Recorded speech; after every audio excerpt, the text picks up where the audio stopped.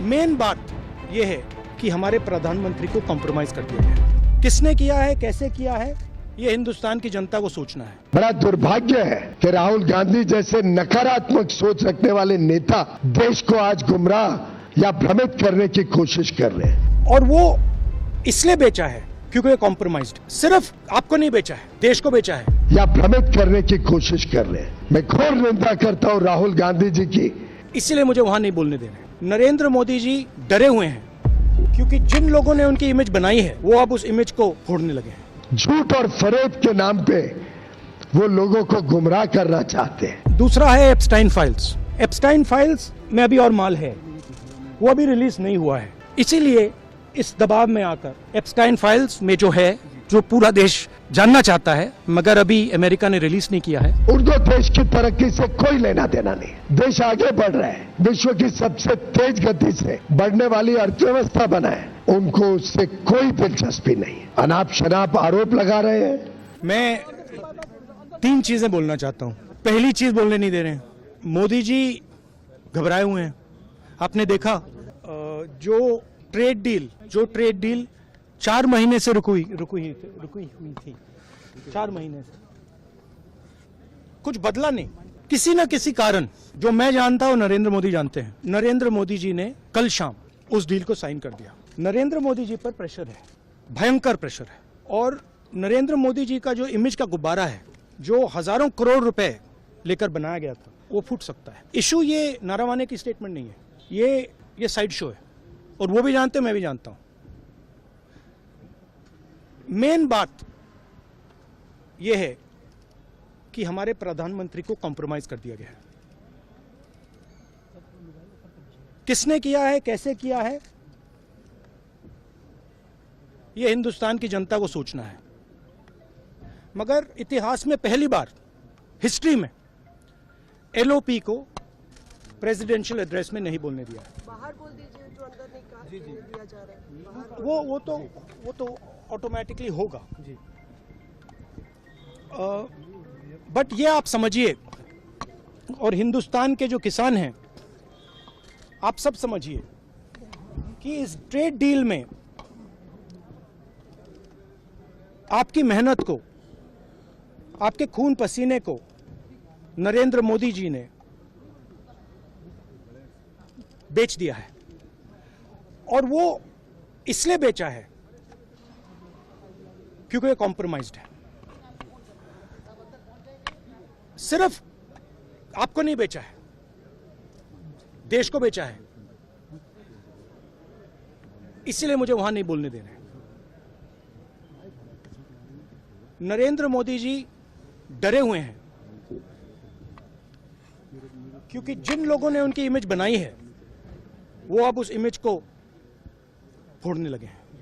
धन्यवाद। प्रेशर है sir PM पे, जो आप कह रहे हैं कि प्रेशर क्या है और क्या दबाव है पीएम के ऊपर जो आपको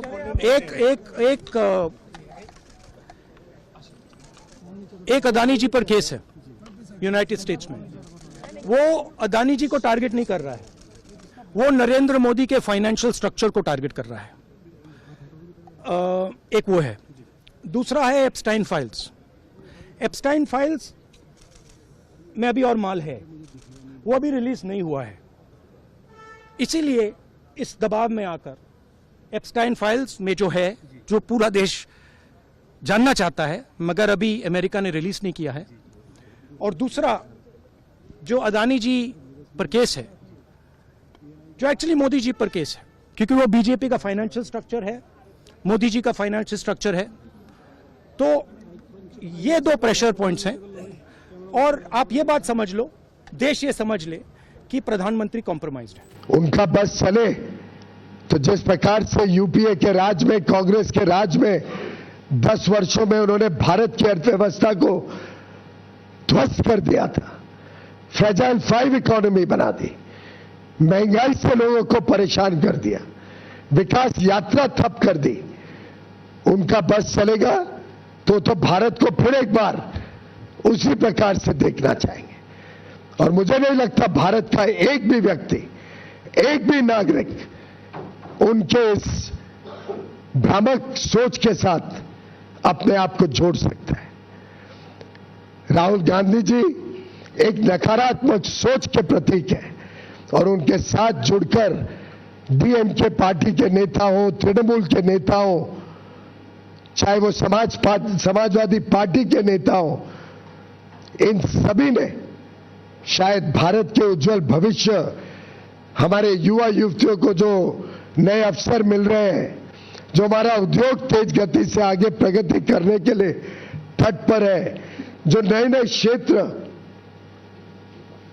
आर्टिफिशियल इंटेलिजेंस हो, सेमीकंडक्टर्स हो, क्रिटिकल मिनरल्स हो, नए नए अति आधुनिक जो क्षेत्र खुल रहे हैं, उसमें जो हमें यूनाइटेड स्टेट्स ऑफ अमेरिका से मदद मिल सकती है, जो वहां से हमें सामान मिल सकता है, high quality high performance data centres Bharat में आ सकते हैं, लाखों करोड़ रुपए का जो निवेश हम भारत में आकर्षित करने में जुटे हुए हैं।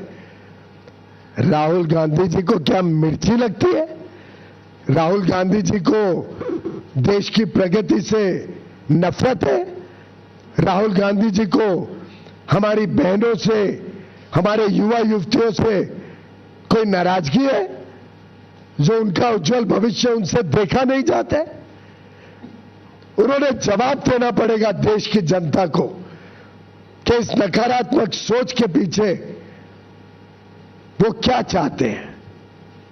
और मित्रों, मैं पूरी तरीके से निंदा करता हूं राहुल गांधी जी और उनके सभी पार्टी और मित्र पक्ष के नेताओं का, जो इस प्रकार की ओछी सोच, नकारात्मक सोच फैलाने का पाप कर रहे हैं।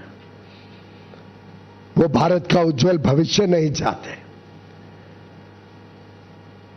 वो हर प्रकार से राजनीतिक अराजकता फैलाने की कोशिश करते हैं। पार्लियामेंट में आपने उनका रवैया देखा, उनका सोच पूरे देश ने देखा। वो हमारे आर्मी के जवानों पर कम विश्वास करते हैं, हमारे सेना के ऊपर प्रश्न चिन्ह उठाते हैं, हमारे उद्योग जगत के भविष्य को खराब करना चाहते हैं। मुझे लगता है अब समय आ गया है कि देश की जनता, राहुल गांधी जी हो, ममता बनर्जी जी हो, चाहे तृणमूल के अभिषेक बैनर्जी हो या तमिलनाडु के एमके स्टालिन, उदयनिधि स्टालिन, बालू, श्री बालू जी, श्री मारन जी, कानिमोझी जी, कम्युनिस्ट पार्टी के नेता, समाजवादी के अखिलेश यादव जी, देश की जनता इन सब नेताओं से माफी मांगेगी और उनको जवाबदेही ठहराएगी उनके इस नकारात्मक रवैये के लिए। वो जनहित के पूरी तरीके से खिलाफ है, वो देश की प्रगति, देश के उज्जवल भविष्य के खिलाफ है।